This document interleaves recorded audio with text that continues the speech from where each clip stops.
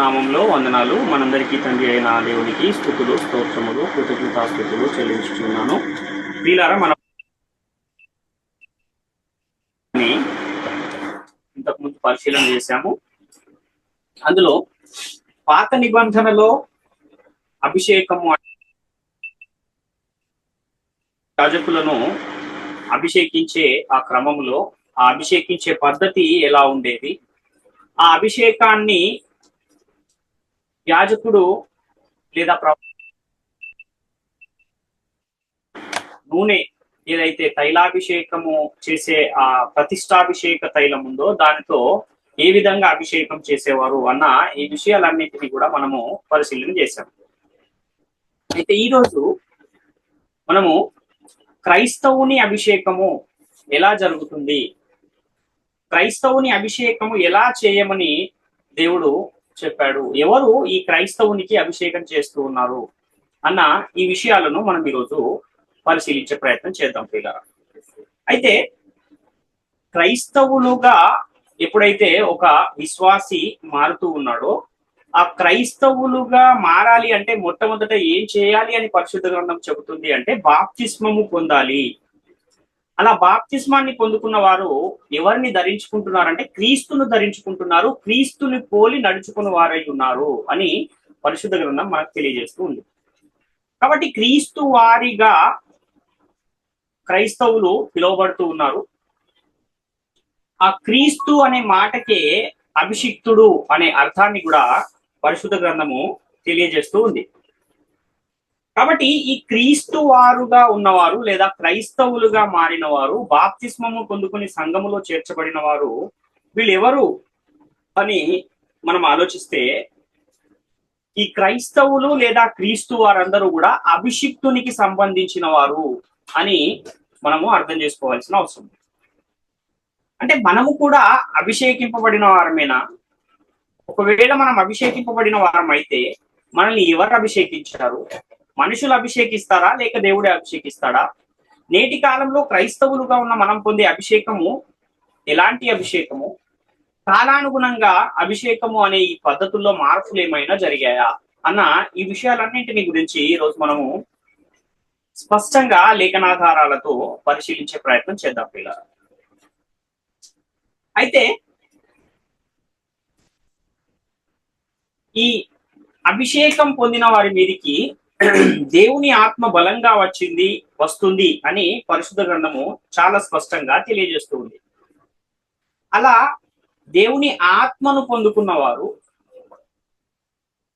అభిషేకము పొందిన వారు దేవుని స్వాస్థ్యము మీద అధిపతిగా నియమింపబడుతూ ఉన్నారు అని కూడా మనము ఇంతకుముందు తరగతిలోనే పరిశీలించాం. సౌలుని ఎప్పుడైతే దేవుడు సమూయేలు చేత అభిషేకించాడో, అభిషేకించిన తర్వాత దేవుని స్వాస్థ్యము మీద సౌలును నియమించాడు దేవుడు అన్న మాట మనకు అక్కడ కనబడుతుంది. కానీ ధర్మశాస్త్రాన్ని యేసుక్రీస్తు శిలువలో కొట్టివేసిన తర్వాత అభిషేకం చేసే విధానం ఏమైపోయిందంటే మారిపోయింది. తైలపు కొమ్మును నూనెతో నింపి తల మీద నూనె పోసి అభిషేకించినట్టుగా మనకు కృత నిబంధన కాలంలో అలాంటి అభిషేకము చేసినట్టుగా ఎక్కడా కూడా ఆధారాలు కనపడవు.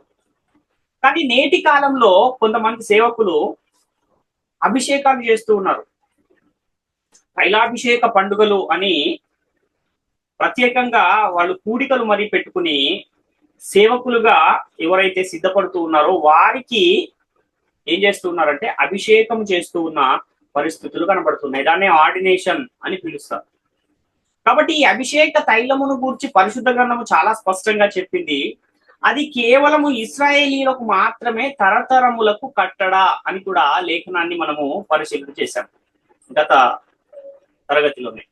కాబట్టి పాత నిబంధన కాలంలో రాజులను గాని యాజకులను గాని అభిషేకం ఎలా చేశారు అంటే వారి తల మీద నూనె పోసి వారిని అభిషేకించి అలా అభిషేకింపబడిన వారిని యాజకులనుగా రాజులుగా నియమించే ఒక పద్ధతి మనకు ధర్మశాస్త్రం అమల్లో ఉన్న కాలంలో కనపడుతుంది. అలాంటి పద్ధతులనే నేటి కాలంలో కొంతమంది ఆచరిస్తూ ఉన్నారు. అలా చేయమని ఆజ్ఞ మనకు లేకపోయినా కూడా దానిని అక్కడ ఎలాగైతే చేశారో అదే విధంగా చేసే పరిస్థితులు మనకు కనబడుతున్నాయి. కానీ పాత నిబంధన కాలంలో ఇశ్రాయేలీయులకు అభిషేకం చేసే విషయంలో ఆజ్ఞలను జారీ చేశాడు. కానీ క్రైస్తవులకు ఎలాంటి ఆజ్ఞలు కూడా అభిషేకం విషయంలో ఇవ్వబడలేదు నూతన నిబంధనలో అన్న విషయాన్ని మొదట మనం గమనించవలసిన అవసరం. అహరోను కుమారులను యాజకులుగా ఉండుటకు వారిని వెళ్ళి అభిషేకించు అని మోషేతో దేవుడు చెప్పిన మాటలు మనకు కనబడతాయి సంఖ్యాకాండంలో.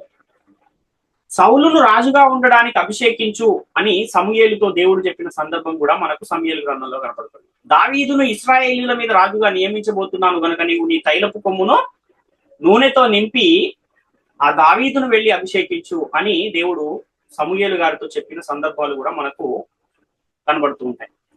మరి నేటి కాలంలో నేను దేవుని సేవ చేయాలంటే నేను పొందవలసిన అభిషేకం ఏంటి, ఎలాంటి అభిషేకం పొందితే నేను దేవుని సేవ చేయడానికి అర్హుడను అనే విషయాన్ని ప్రతి ఒక్కరు కూడా తెలుసుకోవాల్సిన అవసరం. కొన్ని సంఘాల్లో అయితే ఎవరైతే దేవుని సేవ చేయాలనుకుంటూ ఉన్నారో వారు పేర్లు ఇవ్వండి, మేము మిమ్మల్ని అభిషేకిస్తాము, అందరినీ ఒక చోట కూర్చి మీకందరికీ అభిషేకించి మిమ్మల్ని దైవజనులుగా నియమిస్తాము అని కూడా ప్రకటనలు చేస్తూ ఉంటారు. అలా అభిషేకం పొందని వారు దేవుని సేవ చేయకూడదు అన్న ఒక అభిప్రాయం కూడా చాలా మందిలో ఉంది. అయితే నేటి కాలంలో దేవుని వాక్యం ప్రకటించాలంటే ఎవరైనా ప్రకటించవచ్చా, లేక అభిషేకం పొందిన వారు మాత్రమే ప్రకటించాలా? బైబిల్ గ్రంథం ఈ విషయంలో ఏం చెబుతుంది అన్న విషయాన్ని కూడా మనము పరిశీలించవలసిన అవసరం ఉంది.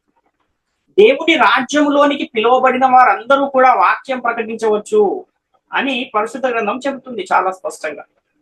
కానీ ఒకప్పుడు మాత్రము లేవి గోత్రములోని అహరోను సంతతి వారైన ఎలియాజరు, ఈతామరు వంశాలలో నుండి వచ్చిన వారు మాత్రమే యాజకులుగా ఉండే ఒక నియమాన్ని దేవుడు నియమించాడు.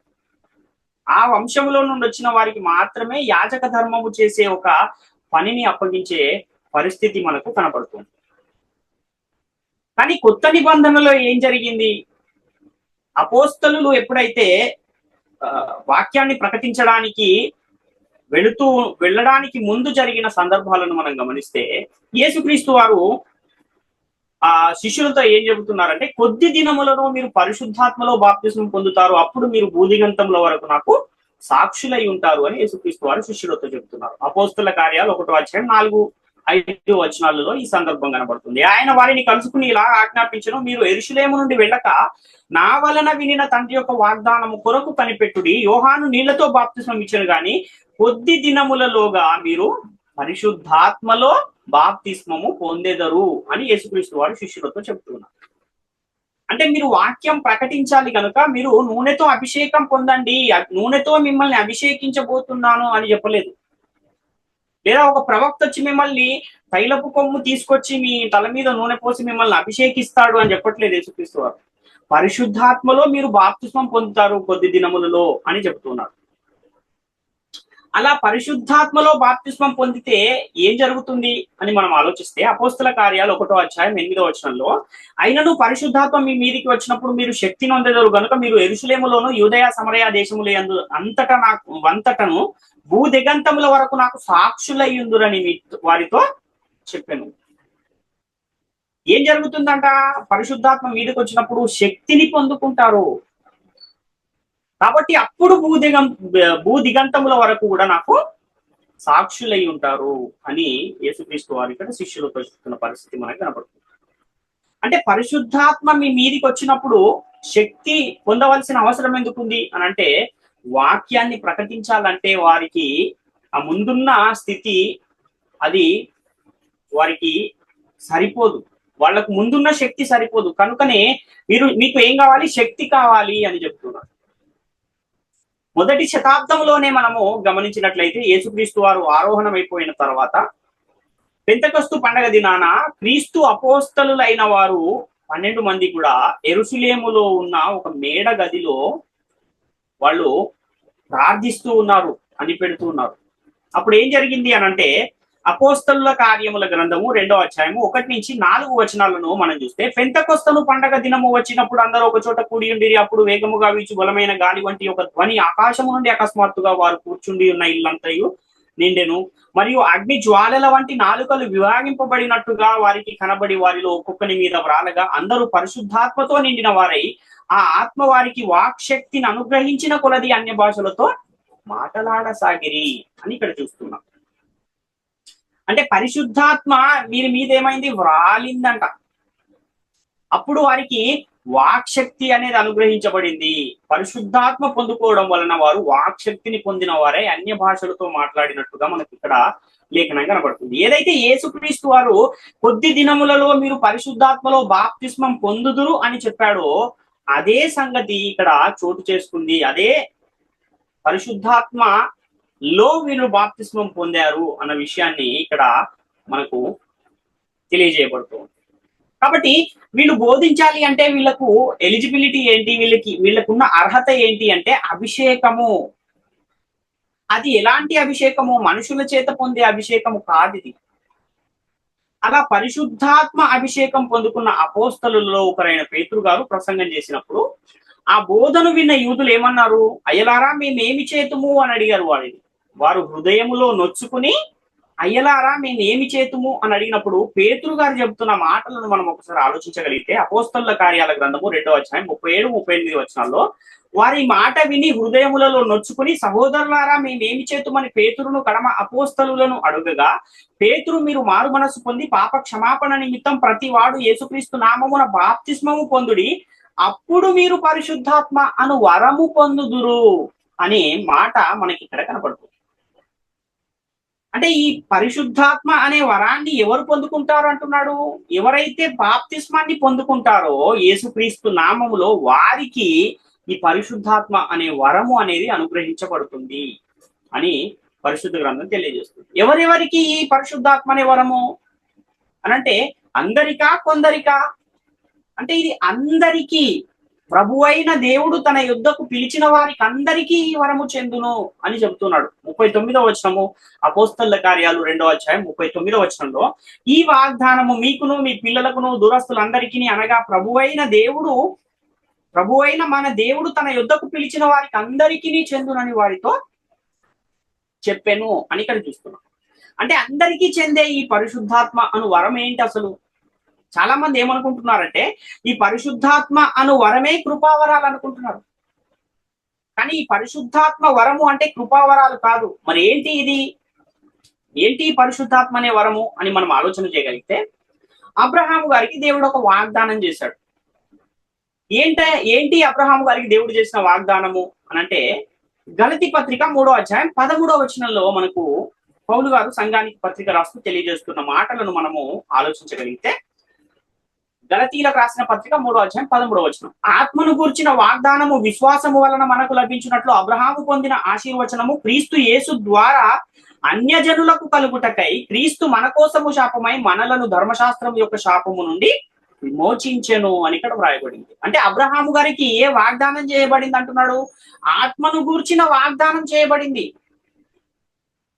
అది ఎలా లభిస్తుంది అని అంటే విశ్వాసము వలన లభిస్తుంది అన్న విషయాన్ని ఇక్కడ తెలియజేస్తూ ఉన్నాడు. అంటే అబ్రహాముకు దేవుడు చేసిన ఈ వాగ్దానము ఎప్పుడు చేశాడు, ఎక్కడ చేశాడు అంటే ఎప్పుడైతే అబ్రహాము గారిని దేవుడు నీ యొక్క దేశమును, నీ పట్టణమును, నీ బంధువులను విడిచిపెట్టి నేను చూపించబో దేశమునకు నీవు వెళ్ళాలి అని అబ్రహాము గారితో చెప్పినప్పుడు ఆ సమయంలో దేవుడు అబ్రహాము గారితో వాగ్దానం చేశాడు. ఆదికాండం 12వ అధ్యాయం 3వ వచనంలో. మళ్ళీ అదే వాగ్దానాన్ని ఆదికాండం 18వ అధ్యాయం 18వ వచనంలో కూడా మరొకసారి అబ్రహాము గారితో చేసిన సందర్భాన్ని కూడా మనం చూస్తాం. అబ్రహాము నిశ్చయముగా బలము గల గొప్ప జనమగును, అతని మూలముగా భూమిలోని సమస్త జనములు ఆశీర్వదింపబడును అనే ఇదే దేవుడు ఆత్మను గూర్చిన వాగ్దానముగా అబ్రహాము గారికి చేశాడు అన్న విషయాన్ని మనం గమనించవలసిన అవసరం ఉంది. అంటే భూమిలోని సమస్త జనములు ఆశీర్వదించబడే వాగ్దానం ఇది. కేవలం అబ్రహాము యొక్క కుటుంబము, వారి వంశము మాత్రమే ఆశీర్వదించబడే వాగ్దానం కాదు. భూమిలోని సమస్త జనములు అంటే భూమి మీదకి వస్తున్న ప్రతి ఒక్కరు కూడా అబ్రహాము గారికి చేయబడిన వాగ్దానము ద్వారా సంఘములో చేర్చబడుతూ ఉన్నారు. అబ్రహాము గారికి ఏదైతే వాగ్దానం చేయబడిందో ఆ వాగ్దానాన్ని స్వతంత్రించుకోవాలంటే విశ్వాసము వలన క్రీస్తు యొక్క సువార్తను విని యేసుక్రీస్తును ప్రభు అని నమ్మి దేవుడు ఆయనను మృతులలో నుండి లేపాడని హృదయమందు విశ్వసించి యేసుక్రీస్తు నామంలో ఎప్పుడైతే బాప్తిస్మాన్ని పొందుతున్నారో అప్పుడు అబ్రహాము గారికి దేవుడు చేసిన ఈ వాగ్దానానికి వారసులు అవుతున్నారు అన్న విషయాన్ని మనం గమనించవలసిన అవసరం ఉంది. నీ సంతానమందు భూమి యొక్క సమస్త వంశములు ఆశీర్వదించబడును అనేదే దేవుడు అబ్రహాము గారికి చేసిన వాగ్దానము. అదే ఆత్మను గూర్చిన వాగ్దానము. ఈ వాగ్దానాన్నే అబ్రహాము గారికి ప్రకటించిన సువార్త అని కూడా పరిశుద్ధ గ్రంథం తెలియజేస్తుంది. గలతీ పత్రిక 3వ అధ్యాయం 8వ వచనంలో మనం చూడగలిగితే, గలతీలకు రాసిన పత్రిక 3వ అధ్యాయం 8వ వచనం, దేవుడు విశ్వాస మూలముగా అన్యజనులను నీతిమంతులుగా తీర్చునను లేఖనం ముందుగా చూచి నీయందు అన్యజనులందరూ ఆశీర్వదింపబడుదురని అబ్రహామునకు సువార్తను ముందుగా ప్రకటించెను అని చూస్తున్నాం.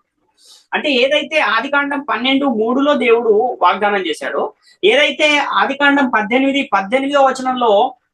అధ్యాయం 18వ వచనంలో ఒక వాగ్దానం దేవుడు చేశాడో, ఆ వాగ్దానమే అబ్రహాము గారికి ప్రకటించబడిన సువార్త అన్న విషయాన్ని ఇక్కడ పౌలు గారు పరిశుద్ధాత్మ ప్రేరణతో రాస్తూ ఉన్న సందర్భాన్ని మనం చూస్తున్నాం. ఎవరి వాగ్దాన సంతానము? అబ్రహాము గారికి దేవుడు చేసిన వాగ్దాన సంతానం ఎవరు అని మనం ఆలోచిస్తే, అదే గలతీలకు రాసిన పత్రిక 3వ అధ్యాయం 16వ వచనంలో, అబ్రహామునకును అతని సంతానమునకును వాగ్దానములు చేయబడెను, ఆయన అనేకులను గూర్చి అన్నట్టు నీ సంతానములకును అని చెప్పక ఒకని గూర్చి అన్నట్టే నీ సంతానమునకును అనెను, ఆ సంతానము క్రీస్తు అని ఇక్కడ మనకు పౌలు గారు మరలా ఏదైతే అబ్రహాముకు దేవుడు వాగ్దానం చేశాడో ఆత్మను గూర్చిన వాగ్దానము, ఆ ఆత్మను గూర్చిన వాగ్దానం అనేది ఎవరిలో నెరవేరింది అంటే యేసుక్రీస్తు వారిలో నెరవేరింది అన్న విషయాన్ని తెలియజేస్తుంది. కాబట్టి యేసుక్రీస్తు నామములో బాప్తిస్మం పొందడం వలన మనకి ఏం దొరుకుతుంది అంటే ఆశీర్వాదం అనేది దొరుకుతుంది. ఇంకా ఏం జరుగుతుంది? బాప్తిస్మంలో అపరాధముల చేత పాపముల చేత చనిపోయిన ఆత్మ మరలా బ్రతికించబడే పరిస్థితి కనబడుతుంది. ఇంకా బాప్తిస్మంలో ఏం జరుగుతుందంటే పాప క్షమాపణ అనేది మనకు దొరుకుతుంది అన్న విషయము పేతురు గారి ప్రసంగములో మనము ఇంతకు ముందే చూసాం. అపోస్తల కార్యాలు 2వ అధ్యాయం 38వ వచనంలో. కాబట్టి దేవునితో సమాధాన స్థితి, దైవ కుమారత్వము, పరలోక పౌరసత్వము, దేవుని ఇంటివారుగా ఉండటము, దేవుని కుటుంబ సభ్యులుగా మారడము, మరియు క్రీస్తు తోడి వారసులముగా మనం మారడము, దేవుని కుమారులం అవటము, ఇవన్నీ కూడా ఎక్కడ మనం మరలా పొందుకుంటున్నాము అంటే బాప్తిస్మములో మరలా మనం పొందుకుంటున్నాము అన్న విషయాన్ని మనము గ్రహించవలసిన అవసరం. అందుకనే అబ్రహాముకు చేయబడిన ఆత్మను గురించిన వాగ్దానము ఏది అనంటే నీ సంతానము వలన భూమి యొక్క సమస్త వంశాలు ఆశీర్వదించబడతాయి అనేదే అబ్రహాము గారికి దేవుడు చేసిన ఆత్మను గూర్చిన వాగ్దానము అన్న విషయాన్ని ఇక్కడ గలతీ పత్రికలో 3వ అధ్యాయంలో 13వ వచనంలో తెలియజేస్తున్నారు. ఎప్పుడు ఈ ఆత్మను గురించిన వాగ్దానం మనకు లభిస్తుంది అంటే బాప్తిస్మాన్ని పొందుకోవడం ద్వారా. పెంతెకొస్తు అను పండుగ దినాన ఏం జరిగింది? అక్కడ పరిశుద్ధాత్మను పొందుకున్న అపోస్తలులలో ఒకరైన పేతురు గారు ప్రసంగం చేస్తే 3000 మంది బాప్తిస్మం పొంది సంఘంలో చేర్చబడిన పరిస్థితి మనకు కనబడుతుంది. అపోస్తల కార్యాలు 2వ అధ్యాయం 41వ వచనంలో, కాబట్టి అతని వాక్యమును అంగీకరించిన వారు బాప్తిసం పొందిరి, ఆ దినమంది ఇంచుమించు 3000 మంది చేర్చబడిరి. వీరందరూ కూడా అపోస్తలుల బోధ యందును, సహవాసమందును, రొట్టె విరుచుట యందును, ప్రార్థన చేయుట యందును ఎడతెగక ఉండిరి అని ఇక్కడ మనకు లేఖనం కనబడుతుంది. కాబట్టి అపోస్తలులు సేవ చేశారు కదా, దేవుని పని చేసిన ఈ అపోస్తలులు ఎవరి ద్వారా అభిషేకం పొందారు? ఎవరు వీరిని అభిషేకించారు? ఎవరైనా వీరి తల మీద నూనె పోసి అభిషేకం చేశారా అంటే ఎవరు కూడా మనుషులు వచ్చి వారిని అభిషేకించిన పరిస్థితులు అయితే కనబడట్లేదు. యేసుక్రీస్తు యొక్క శిలువ మరణ, సమాధి, పునరుత్థానాల కంటే ముందు అభిషేకం చేసే పద్ధతి ఒకలా ఉంటే, యేసుక్రీస్తు యొక్క శిలువ మరణ, పునరుత్థానముల తర్వాత అభిషేకాన్ని పొందుకునే పద్ధతి ఏమైపోయింది? మారిపోయింది అన్న విషయాన్ని మనం ఇక్కడ గమనించవలసిన అవసరం. అంటే అపోస్తలులేమో పరిశుద్ధాత్మను పొందుకుని వాక్యం బోధించారు. అపోస్తలుల ద్వారా వాక్యం బోధించిన వారు వారెలా బోధ చేశారు అని మనం ఆలోచన చేస్తే, అపోస్తలులు హస్త నిక్షేపణ చేయటం ద్వారా పరిశుద్ధాత్మను పొందుకుని వాళ్ళందరూ కూడా దేవుని వాక్యాన్ని ప్రకటించి అనేకులను దేవుని రాజ్యంలో చేర్చిన సందర్భాలు మనకు కనపడుతూ ఉంటాయి. అపోస్తుల కార్యాలు 8వ అధ్యాయంలో మనం చూస్తే ఫిలిప్పు గారు ఆ అపోస్తలు వారి మీద చేతులుంచినప్పుడు 7 నిలవబెట్టిన వారిలో ఆ ఫిలిప్పు కూడా ఒక ఆయన మీద చేతులుంచినప్పుడు ఆయన కూడా పరిశుద్ధాత్మను పొందుకుని ఏం చేశాడు? ఆయన సమరయ పట్టణంలో వెళ్ళి వాక్యాన్ని ప్రకటించి అనేకులకు ఆయన బాప్తిస్మం ఇచ్చి అనేకులను దేవుని రాజ్యంలో చేర్చిన సందర్భం మనకు కనపడుతుంది. కాబట్టి ఈ హస్త నిక్షేపణ కూడా కొంతకాలం వరకు మాత్రమే జరిగింది. ఎందుకు అంటే అపోస్తలు జీవించి ఉన్న కాలము వరకే హస్త నిక్షేపణ లేదా అపోస్తలు చేతుల నుంచి ప్రార్థించే ఈ పద్ధతి అనేది జరిగింది. ఎందుకంటే ఈ హస్త నిక్షేపణ చేసే అధికారము, యోగ్యత కేవలము క్రీస్తు అపోస్తలులకు మాత్రమే ఉన్నది అన్న విషయాన్ని కూడా మనం గమనించవలసిన అవసరం ఉంది. తిమోతికి రాసిన మొదటి పత్రిక 5వ అధ్యాయము 22వ వచనాన్ని మనం చూస్తే, తిమోతికి రాసిన మొదటి పత్రిక 5వ అధ్యాయం 22వ వచనంలో, త్వరపడి ఎవని మీదనైనాను హస్త నిక్షేపణ చేయకము, పరుల పాపములో పాలివాడవై ఉండకము, నీవు పవిత్రుడవుగా ఉండునట్లు చూచుకొనుము అంటున్నాడు. కాబట్టి ప్రారంభ సంఘములో అపోస్తలు పరిశుద్ధాత్మను పొందుకుని వాక్య ప్రకటన చేశారు. దేవుని సేవ వాళ్ళు చేశారు, వాక్యాన్ని బోధించారు. ఆ తర్వాత అపోస్తలుల చేతులుంచి ప్రార్థించబడిన వారు కూడా ప్రారంభ సంఘంలో దేవుని సేవ చేసినట్టుగా, వాక్యాన్ని బోధించినట్టుగా మనకు అనేకమైన లేఖన సాక్ష్యాలు కనపడుతూ ఉంటాయి. మరి నేటి కాలంలో హస్త నిక్షేపణ అనేది ఉందా అంటే నేటి కాలంలో అది లేదు, అది ఆగిపోయింది. ఎందుకంటే హస్త నిక్షేపణ చేసే అర్హత, యోగ్యత మరియు అధికారం అనేది కేవలము క్రీస్తు అపోస్తలులకు మాత్రమే ఉంది. ఎందుకంటే హస్త నిక్షేపణ అనేది ఆగిపోయింది అని చెప్పడానికి అపోస్తలుల కార్యాల గ్రంథం 8వ అధ్యాయంలో అపోస్తలుల చేతులుంచబడి పరిశుద్ధాత్మను పొందుకున్న ఫిలిప్పు గారు సమరయ పట్టణంలో వెళ్లి దేవుని వాక్యమును అక్కడ ప్రకటించిన తర్వాత, క్రీస్తు నామమును గూర్చిన సువార్త ప్రకటించిన తర్వాత వాళ్ళకు బాప్తిస్మము ఇచ్చాడు. బాప్తిస్మం ఇచ్చిన తర్వాత వాళ్ళు పరిశుద్ధాత్మను పొందుకోవాలి అంటే అక్కడ ఏం జరిగింది అంటే యెరూషలేము నుండి యోహానును, పేతురును పిలిపించి వారి చేత ఆ సమరయ పట్టణంలో బాప్తిస్మం పొందిన వారి మీద చేతులుంచి ప్రార్థింపజేయడం అనేది జరిగింది. కానీ ఆల్రెడీ అపోస్తలుల చేతులుంచబడి ప్రార్థించి పరిశుద్ధాత్మను పొందుకున్న ఫిలిప్పు అక్కడ వారి మీద చేతులుంచి ప్రార్థించలేదు. ఎందుకంటే ఆయనకు అధికారము లేదు, ఆ యోగ్యత ఆయనకు లేదు. కాబట్టి క్రీస్తు అపోస్తలు మాత్రమే అక్కడికి వచ్చి ఆ ప్రార్థన చేసి వారికి పరిశుద్ధాత్మను వారి మీద కుమ్మరించబడేలా ప్రార్థించారు అన్న విషయాన్ని మనము గమనించాలి. అపోస్తల కార్యాలు 8వ అధ్యాయం 16వ వచనం నుంచి మనం క్రిందకి చదివితే ఈ సందర్భం అంతా మనకు అక్కడ కనబడుతుంది. కొరింథీ పత్రికలో కూడా పౌలు గారు, నేను మీ యొద్దకు 2వ కృపావరం ఇచ్చుటకు మీ యొద్దకు నేను రావాలనని ఆశపడుచున్నాను అని పౌలు గారు చెబుతారు. ఎందుకు? మొదటిసారి కృపావరం పొందిన వాళ్ళు లేరా అక్కడ? వాళ్ళు వెళ్ళి చేతులుంచి ప్రార్థిస్తే సరిపోదా అంటే సరిపోదు. ఎందుకంటే వాళ్ళకి అధికారం లేదు. కాబట్టి 2వసారి కూడా కృపావరం ఇవ్వాలంటే మళ్ళీ ఎవరు రావాల్సి వచ్చింది? పౌలు గారే రావాల్సి వచ్చింది అన్న విషయాన్ని మనము గమనించవలసిన అవసరం. కాబట్టి నేటి కాలంలో మనం ఎలా పరిశుద్ధాత్మను పొందుకుంటాము? అపోస్తలుల చేత ప్రకటించబడిన సత్యవాక్యాన్ని అనగా రక్షణ సువార్తను విని క్రీస్తునందు విశ్వాసం ఉంచటం ద్వారా మనము ఆత్మచేత ముద్రించబడిన వారమై పరిశుద్ధాత్మను పొందుకుంటున్నాము అన్న విషయాన్ని పరిశుద్ధ గ్రంథం తెలియజేస్తుంది. ఇప్పుడు మనలను మనుషులు అభిషేకించే పరిస్థితి లేదు. తైలపు కొమ్మును తీసుకొచ్చి అందులో నూనె పోసి ఆ నూనెను తల మీద పోసి అభిషేకించే పరిస్థితి నేటి కాలంలో లేదు. అది పాత నిబంధన కాలంలోనే అది ఉండేది, ధర్మశాస్త్రం అమల్లో ఉన్నంత కాలం. మరి నేటి కాలంలో మనలను ఎవరు అభిషేకిస్తూ ఉన్నారంటే మనలను నేటి కాలంలో అభిషేకించేవాడు దేవుడే అని పరిశుద్ధ గ్రంథం తెలియజేస్తుంది. అంటే మనము ఆత్మచేత నడిపించబడాలంటే ఏం చేయాలి?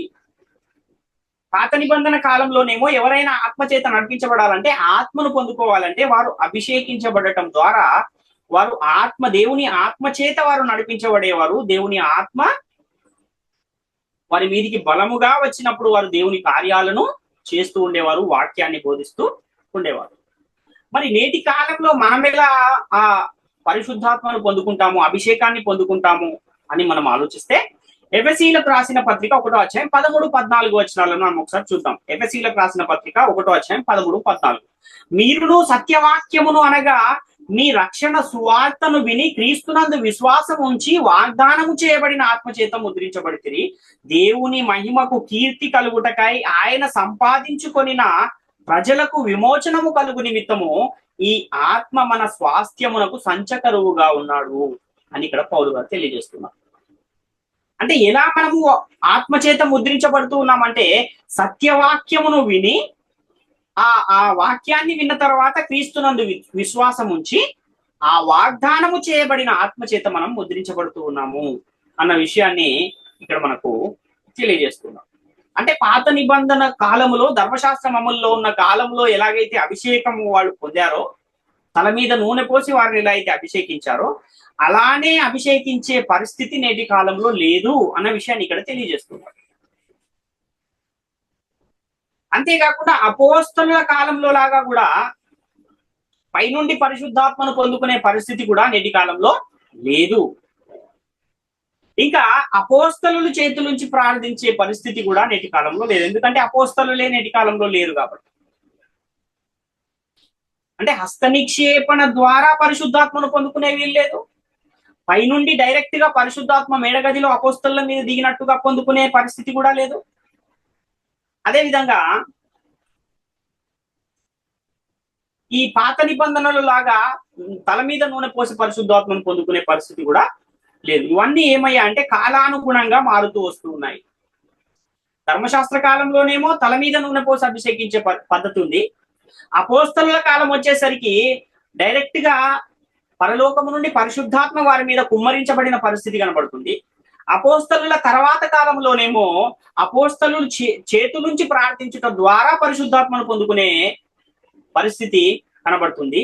కానీ నేటి కాలంలోనేమో సత్యవాక్యమును విని క్రీస్తునందు విశ్వాసం ఉంచి బాప్తిస్మము పొందడము ద్వారా మనము ఆత్మచేత ముద్రించబడుతున్నాము. అదే నేటి కాలంలో క్రైస్తవునికి అభిషేకముగా కనబడుతుంది అన్న విషయాన్ని మనం గమనించవలసిన అవసరం. కాబట్టి ఇలా మనం పొందుకున్న ఆత్మ మనకు సంచకరువుగా ఉంది అంటున్నాడు. దేనికి సంచకరువు అంటే దేవుని మహిమకు కీర్తి కలుగుటకై ఆయన సంపాదించుకొనిన ప్రజలకు విమోచనము కలుగు నిమిత్తము ఈ ఆత్మ మన స్వాస్థ్యమునకు సంచకరువుగా ఉన్నాడు అంటున్నాడు. కాబట్టి ఎలా ఈ ఆత్మను మనం పొందుకుంటున్నామంటే నేటి కాలంలో మనము ఈ ఆత్మను పొందుకునే పద్ధతి లేదా ఈ అభిషేకాన్ని పొందుకునే పద్ధతి ఏమైందంటే మారిపోయింది. రక్షణ సువార్తను విని క్రీస్తునందు విశ్వాసం ఉంచటం ద్వారా మనము ఈ అభిషేకాన్ని పొందుకుంటున్నాము, ఈ ఆత్మను మనము పొందుకుంటున్నాము అన్న విషయాన్ని మనం గమనించాలి. ఏది రక్షణ సువార్త అంటే ఆత్మ యొక్క నియమమే రక్షణ సువార్త. అంటే ఏదైతే అపోస్తలులు పరిశుద్ధాత్మను పొందుకోవటం ద్వారా ఒక వాక్యాన్ని వారు ప్రకటించి సిద్ధపరిచి స్థిరపరిచారో ఆ వాక్యాన్ని నేడు మనం వినటం ద్వారా ఆ వాక్యం మీద మనము విశ్వాసం ఉంచి క్రీస్తునందు విశ్వాసం ఉంచి బాప్తిస్మం పొందడం ద్వారా మనం కూడా నేటి కాలంలో అభిషేకాన్ని పొందుకుంటున్నాము, ఆత్మను పొందుకుంటున్నాము అన్న విషయాన్ని గమనించవలసిన అవసరం. ఎవరు మనల్ని అభిషేకిస్తున్నారు అంటే మనుషులు అభిషేకించట్లేదు, దేవుడే మనల్ని అభిషేకిస్తున్నాడు అన్న విషయాన్ని కూడా పరిశుద్ధ గ్రంథము చాలా స్పష్టంగా తెలియజేస్తుంది. కొరింథీయులకు రాసిన 2వ పత్రిక 1వ అధ్యాయం 21, 22 వచనాలు చూస్తే, కొరింథీయులకు రాసిన 2వ పత్రిక 1వ అధ్యాయం 21, 22 వచనాలు, మీతో కూడా క్రీస్తునందు నిలిచి ఉన్నట్లుగా మమ్మను స్థిరపరిచి అభిషేకించిన వాడు దేవుడే. ఆయన మనకు ముద్ర వేసి మన హృదయములలో మన ఆత్మ అను సంచకరువును అనుగ్రహించి ఉన్నాడు అంటున్నాడు. క్రీస్తునందు మనము నిలిచి ఉన్నట్లు మనల్ని ఎవరు స్థిరపరిచి అభిషేకించారంటే దేవుడే మనల్ని స్థిరపరిచి అభిషేకించాడు అని ఇక్కడ తెలియజేస్తున్న పరిస్థితి కనబడుతుంది.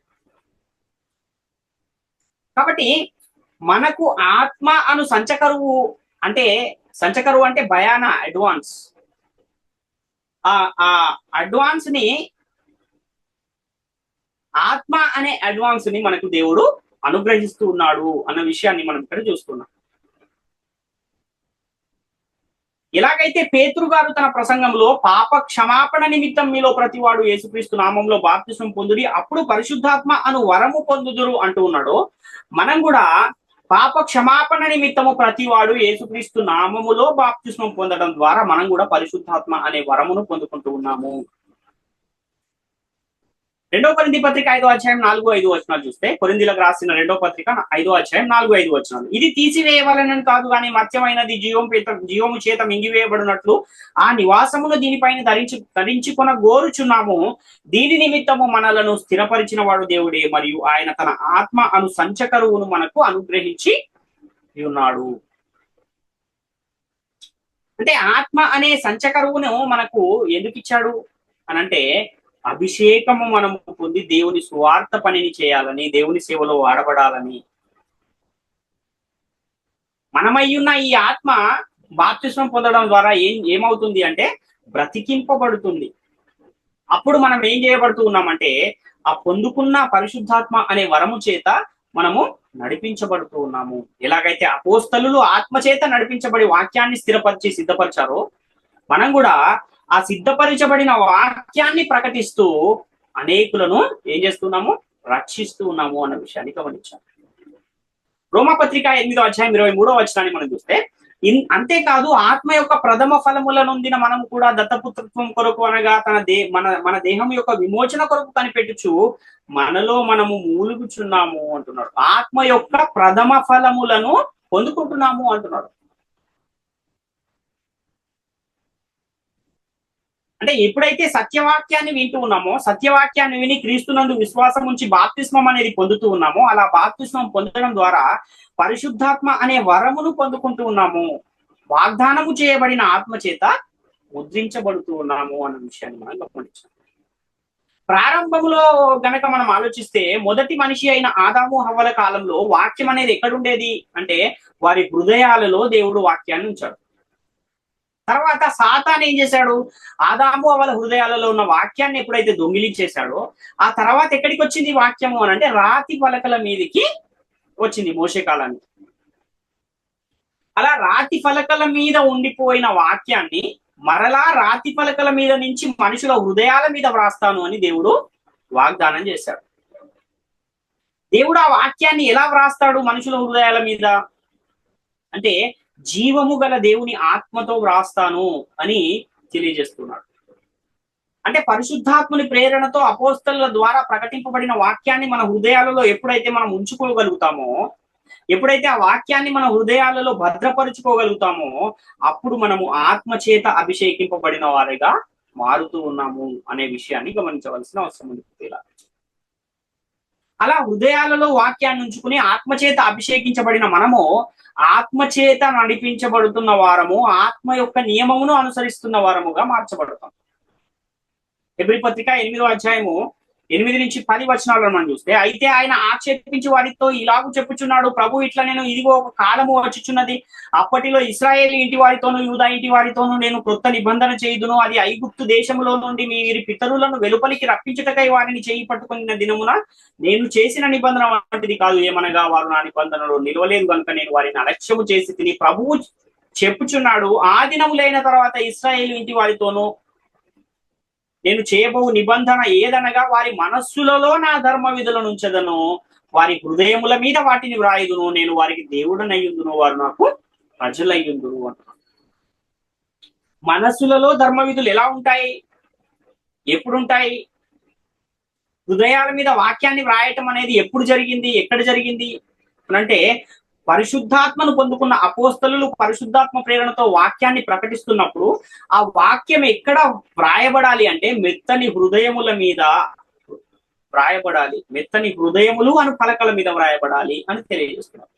ఎప్పుడైతే ఆత్మచేత సిద్ధపరచబడి స్థిరపరచబడిన వాక్యాన్ని హృదయంలో ఉంచుకోవడం ద్వారా మనము కూడా ఆత్మచేత ముద్రించబడుతూ ఉన్నామో, అప్పుడు మనము అభిషేకాన్ని పొందుకుంటూ ఉన్నాము, ఆత్మను మనం పొందుకుంటున్నాము అన్న విషయాన్ని ఇక్కడ పౌలు గారు తెలియజేస్తున్నారు.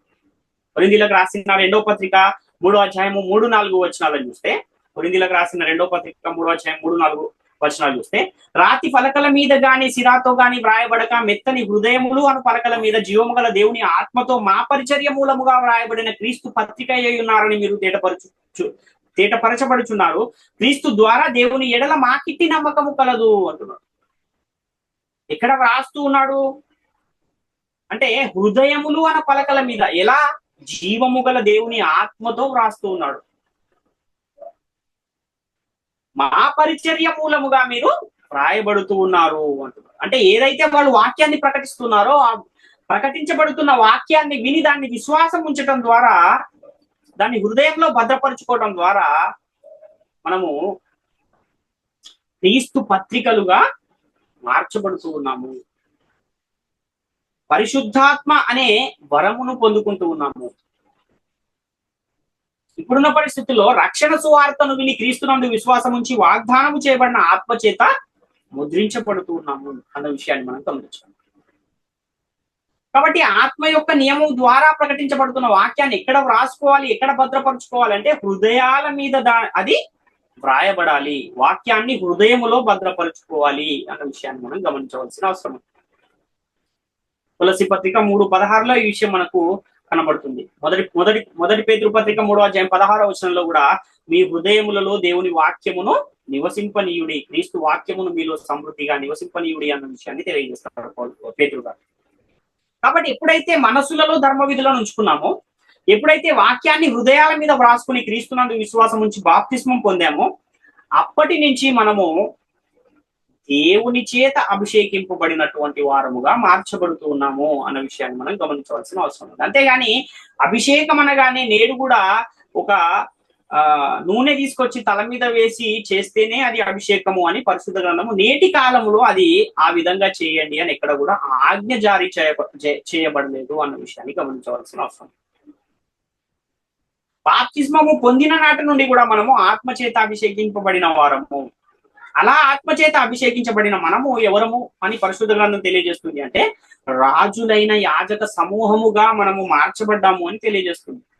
మొదటి పేతురు పత్రిక 2:9 వచనాన్ని చూస్తే, అయితే మీరు చీకటిలో నుండి ఆశ్చర్యకరమైన తన వెలుగులోనికి మిమ్మల్ని పిలిచిన వాని గుణాతిశయములను ప్రచురము చేయి నిమిత్తము ఏర్పరచబడిన వంశమును, రాజులైన యాజక సమూహమును, పరిశుద్ధ జనమును, దేవుని సొత్తైన ప్రజలును అయ్యున్నారు అంటున్నారు.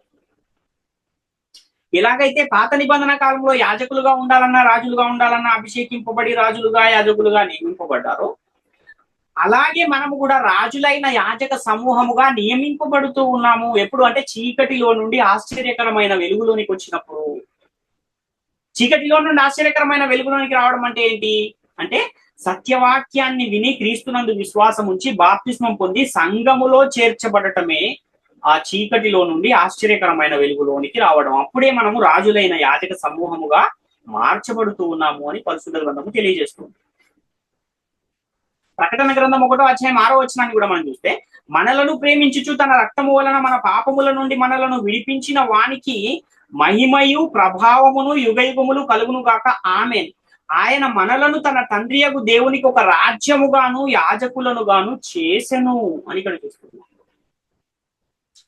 క్రీస్తు రక్తము ద్వారా మనలను పాపముల నుండి విడిపించి ఏం చేశాడంటే తన తండ్రియగు దేవునికి ఒక రాజ్యముగా యాజకులనుగా దేవుడు మనల్ని దేవునికి ఒక రాజ్యంగా యాజకులుగా యేసుక్రీస్తు మనల్ని చేశాడు అన్న విషయాన్ని ఇక్కడ తెలియజేస్తున్న పరిస్థితి కనబడుతుంది.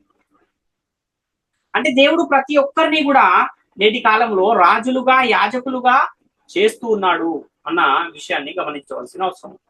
ప్రకటన గ్రంథం 5వ అధ్యాయంలో 5 నుంచి 9, 10 వచనాల వరకు ఉన్న సందర్భంలో మనము చివరి వచనాన్ని ఒకసారి పరిశీలిస్తే 10వ వచనాన్ని మనం చూస్తే, మా దేవునికి వారిని ఒక రాజ్యముగాను యాజకులను గాను చేసితివి గనక వారు భూలోకమందు ఏలుదురని క్రొత్త పాట పాడుదురు అంటున్నాడు. అంటే మనుషులను ఏం చేస్తున్నాడు? తన రక్తము చేత కొని దేవునికి ఒక రాజ్యముగా యాజకులుగా యేసుక్రీస్తు వారు దేవునికి మనల్ని అప్పగిస్తూ ఉన్న పరిస్థితి ఇక్కడ కనబడుతుంది. అంటే దేవుని రాజ్యంలో మనం చేర్చబడుతూ ఉన్నాం. ప్రకటన గ్రంథము 20వ అధ్యాయం 6వ వచనాన్ని కూడా చూస్తే, ఈ మొదటి పునరుత్థానములో పాలుగలవారు ధన్యులు పరిశుద్ధులను అయ్యుందురు. ఇట్టి వారి మీద రెండవ మరణమునకు అధికారము లేదు. వీరు దేవునికిని క్రీస్తునకును యాజకులై క్రీస్తుతో కూడా 1000 సంవత్సరములు రాజ్యము చేయుదురు అంటున్నారు. అంటే మొదటి పునరుత్థానము అంటే ఏదైతే క్రీస్తు మరణించి తిరిగి లేపబడ్డాడో అదే మొదటి పునరుత్థానం అయితే, మనము కూడా బాప్తిస్మంలో ఏం చేయబడుతూ ఉన్నామంటే యేసుక్రీస్తు యొక్క మరణములోను సమాధిలోను పునరుత్థానంలోను పాలు పొందుతూ ఉన్నాం. ఇక్కడ యేసుక్రీస్తు మరణ సమాధి పునరుత్థానాలు జరిగినప్పుడు మనం బాప్తిస్మం పొందటం ద్వారా మనము నీటిలో ముంచబడినప్పుడు సమాధి చేయబడి నీటిలో నుంచి లేపబడినప్పుడు మరలా పునరుత్నులమై తిరిగి లేపబడుతూ ఉన్నాము అని మనకు ఈ లేఖనము తెలియజేస్తుంది. అలా మొదటి పునరుత్నములో అంటే బాప్తిస్మంలో పాలు పొందిన వారికి రెండవ మరణం ఏం చేయదు, ఏ హాని కూడా చేయదు అన్న విషయాన్ని ఇక్కడ తెలియజేస్తున్నారు. కాబట్టి మనము కూడా రాజులైన యాజక సమూహము అని బైబిల్ గ్రంథము తెలియజేస్తుంది. కనుక మనము కూడా క్రీస్తుతో కూడా 1000 సంవత్సరాలు రాజ్యం చేస్తాం. అంటే 1000 అంటే 1000 అని కాదు, కానీ దీర్ఘకాలము రాజ్యం చేస్తాము అన్న విషయాన్ని ఇక్కడ ప్రకటన గ్రంథంలో తెలియజేయబడుతున్న పరిస్థితి మనకు కనబడుతుంది. రోమపత్రిక 15 వచనాన్ని కూడా చూస్తే, ఆయనను అన్యజనులు అను అర్పణ పరిశుద్ధాత్మ వలన పరిశుద్ధపరచబడి ప్రీతికరమగునట్లు నేను సువార్త విషయమై యాజక ధర్మము జరిగించుచు దేవుని చేత నాకు అనుగ్రహింపబడిన కృపను అట్టి అన్యజనుల నిమిత్తము యేసుక్రీస్తుకు పరిచారకుడను అయితిని అంటున్నాడు. అంటే సువార్త విషయంలో ఏం చేస్తున్నామంట, యాజక ధర్మమును జరిగిస్తూ ఉన్నాము అంటున్నారు పౌలు గారు. ఇప్పుడు నేటి కాలంలో వాక్యాన్ని ప్రకటిస్తున్న వారు కూడా ఏం చేస్తున్నారంటే యాజక ధర్మమునే జరిగిస్తున్నారు. కాకపోతే ఆ క్రమము మారిందంతే, ఆ పద్ధతి మారింది. ఆ రోజున్న యాజకత్వం వేరు, నేడున్న యాజకత్వము వేరు. ఆ రోజున్న అభిషేకం చేసే పద్ధతి వేరు, నేడున్న అభిషేకం చేసే పద్ధతి వేరు అన్న విషయాన్ని మనం గమనించవలసిన అవసరం ఉంది ప్రియుల. అంటే నూనె తల మీద పోసి అభిషేకం చేసే విధానం ధర్మశాస్త్రం అమల్లో ఉన్న కాలంలో ఆచరించే పద్ధతి అయితే, నేటి కాలంలో ధర్మశాస్త్రం అమల్లో లేదు కనుక, అందులోనూ అసలు ధర్మశాస్త్రం మనకు అసలు ఇవ్వబడిన చట్టమే కాదు కనుక, తల మీద నూనె పోసి అభిషేకించే అభిషేకంతో కూడా మనకి ఎలాంటి సంబంధము లేదు అన్న విషయాన్ని మనము గమనించవలసిన అవసరం. ఇప్పుడు మనము అనుసరించడానికి ఏదైతే క్రొత్త చట్టం అనేది ఇవ్వబడిందో, ఆ క్రొత్త చట్టంలో మనం ఎలా అభిషేకం పొందాలని పరిశుద్ధ గ్రంథం చెప్తూ ఉంది అని అంటే, దేవుడే మనల్ని అభిషేకిస్తున్నాడు అని పరిశుద్ధ గ్రంథం తెలియజేస్తుంది. ఎప్పుడైతే మనం బాప్తిస్మాన్ని పొందుకుంటూ ఉన్నామో, రక్షణ సువార్తను విని క్రీస్తునందు విశ్వాసం ఉంచి బాప్తిస్మం పొందినప్పుడు మనము వాగ్దానము చేయబడిన ఆత్మ చేత ముద్రించబడుతూ ఉన్నాము అని కూడా పరిశుద్ధ గ్రంథము చాలా స్పష్టంగా తెలియజేస్తూ ఉంది. కాబట్టి నేటి కాలంలో అభిషేకము అంటే ఏది అని మనం ఆలోచిస్తే, అది కాలక్రమేణా ఏమైంది, మారుతూ వచ్చింది. పాత నిబంధన కాలంలో ఉండే అభిషేకము చేసే పద్ధతి ఒకటైతే, అపోస్తలులు వచ్చే సమయానికి అది మారిపోయింది. అప్పుడేమో తల మీద నూనె పోసే అభిషేకం ఏమో పాత నిబంధన కాలంలో ఉంటే, డైరెక్ట్ గా పరలోకము నుండే అపోస్తలుల మీద దిగిన అభిషేకం ఏమో అపోస్తలులు ఉన్న కాలంలో. అపోస్తలుల తర్వాత సేవ చేయడానికి వచ్చిన వారికి ఎలా వచ్చింది పరిశుద్ధాత్మ అభిషేకము అనంటే, అపోస్తలుల చేతుల నుంచి ప్రార్థించడం ద్వారా వాళ్ళు పరిశుద్ధాత్మను పొందుకుని అభిషేకాన్ని పొందుకున్నారు. ఆ తర్వాత మనం ఎలా నేటి కాలంలో అభిషేకం పొందుకుంటూ ఉన్నామంటే, సత్యవాక్యమును విని క్రీస్తునందు విశ్వాసం ఉంచి వాగ్దానము చేయబడిన ఆత్మ చేత మనం ముద్రించబడుతున్నాము. ఇదే నేటి కాలంలో మనం పొందే అభిషేకము. ఆ అభిషేకాన్ని ఎవరు మనకు అభిషేకిస్తున్నారు అంటే, దేవుడే మనల్ని అభిషేకిస్తున్నాడు అన్న విషయాన్ని మనము గమనించాలి. 1 యోహాను పత్రిక 2:20 వచనంలో, అయితే మీరు పరిశుద్ధుని వలన అభిషేకము పొందిన వారు గనక సమస్తమును ఎరుగుదురు అంటున్నాడు. కాబట్టి దేవుని వలన నేటి కాలంలో మనము అభిషేకము పొందిన వారమై ఉన్నాము అన్న విషయాన్ని మనము గమనించవలసిన అవసరం ఉంది. కాబట్టి ప్రియులారా, అభిషేకం అనేది ఏంటి అన్న విషయాన్ని తెలుసుకోవాలంటే ఇంత పరిశోధన, ఇంత పరిశీలన అనేది అవసరం. కాబట్టి ప్రాముఖ్యమైన ఈ విషయాలన్నీ కూడా ప్రతి ఒక్కరూ గమనించి గ్రహించి దేవుని కృపకు పాత్రులుగా ఉండాలని మిమ్మల్ని అందరినీ వేడుకొనుచు ఈ నా మాటలు ముగిస్తున్నాను. అందరికీ వందనాలు.